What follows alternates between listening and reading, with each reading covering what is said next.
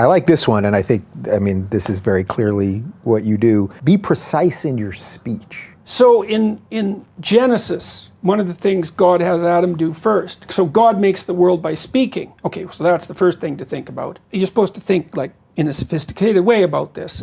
The idea is that there's some integral relationship between communication and the structure of being. It's part of the role that consciousness plays in the world, whatever that role is. Language takes the chaos and makes it into things. And so God has Adam name all the animals. They're not even really real until they have names. Now, they're more implicit. That's another, here's an example. Let's say that you're having a rough patch in your relationship and you don't know why. It's unnameable. Is it real?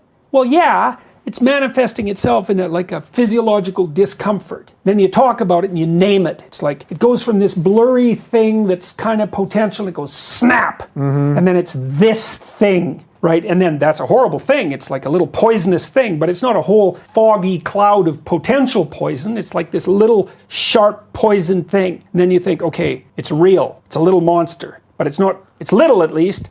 And now probably we can do something about it if we can admit to it. So it's this precision that specifies. And like, so this is a little bit of the Voldemort effect, right? Since you're a Harry Potter guy, they wouldn't name him. Right. This is the problem. Right. We got to name him first. Oh yeah, you got to name him first. Absolutely, because the unnameable is far more terrifying than the nameable. You see that there was this great Blair Witch Project, terrifying movie. Oh, I thought it was brilliant. Yeah. Well, it's unnamed. There's nothing terrible happens in that movie. It's all the unnameable. It's like, what's going on? What's going on? What's going on? And no matter how terrible the actuality is, it's rarely as terrible as your imagination. Because your imagination, like, it's an old thing. It's seen a lot of terrible things in the history of life. Like, it can put monsters everywhere. And so it's almost always better, it might be better without exception, to name the thing, no matter how terrible it is. And if you can't name it, what that means is that you're telling yourself that you're so terrified that you can't bring your attention to bear on it. And that makes you're the loser, instantly.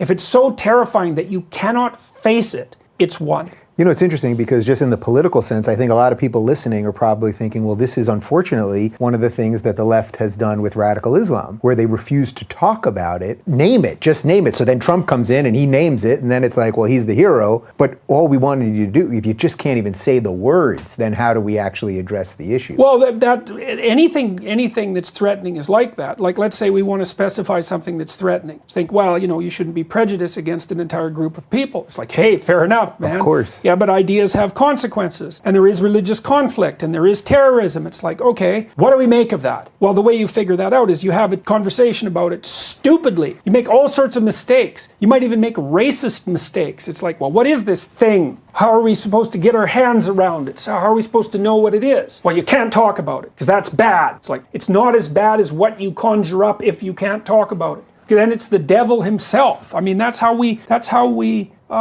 demonize people. The worst way of demonizing people is to not be able to say anything about them, because then God only knows they're unspeakable. There isn't a better synonym for what's terrifying than that's unspeakable. What you did was unspeakable. It's like, no, you want to bring things out of the realm of the unspeakable. Yeah. That's why I'm a free speech advocate. Yeah. In part, it's like, bring everything out of the realm of the unspeakable. Because it's also the direct attack on the intellect, isn't it? It's a direct attack. If you can't speak about something, you can't exercise. It's just going to make that box around your brain that much tighter and tighter. It's deeper than the intellect. It's an assault on whatever role consciousness has in being. It's not just the intellect. Like that's a shallower thing. It's not like it's not important.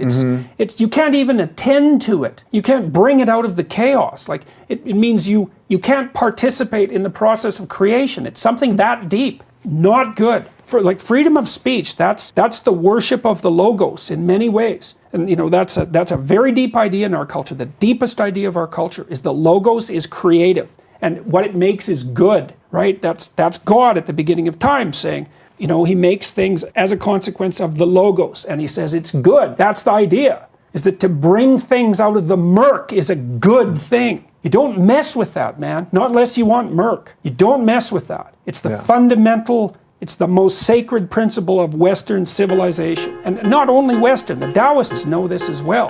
One is the loneliest number that you'll ever do.